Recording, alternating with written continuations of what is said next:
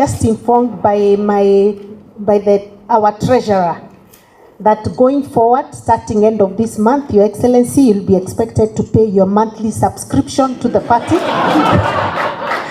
Now that you're the deputy party leader, so he'll be communicating to you officially on what is expected of you as the deputy party leader, because that's what we do when we are in these offices. That's different.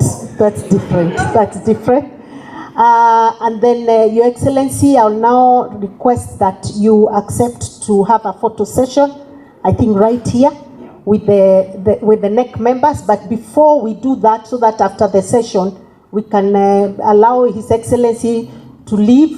If you can have one of us leaders in a word of prayer, we can all be up studying, and we get one of us leading us in a word of prayer.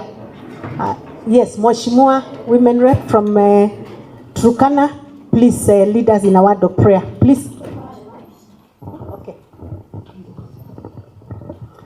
Okay, tuombe. Baba Mungu mtakatifu uishie milele, tunasema ni asante kwa sababu ya adhuhuri hii. Baba, tumeshukuru sana kama officials wa NEC wa UDA. Tangu wakati tulianza tulikuita, umekuwa pamoja nazi wakati tulianza hadi tamati. Mungu wetu, tumeshukuru kwa kumleta naibu wa rais wetu mpendwa ambaye amefika mahali hapa. Amechukua kwa udogo wake sana hii nafasi yenye tumempea kama deputy party leader.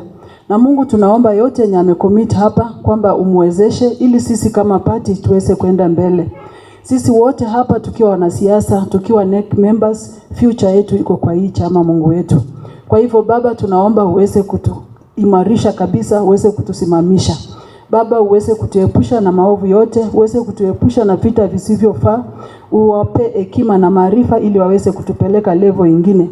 Wakumbuke kwamba kuna Mkenya kule chini mwenye anawategemea wao. Baba, tunaomba uweze kuwalinda na hata kuwaelekeza. Pia tutakapotawanyika mahali hapa, neema yako iweze kuandamana nasi.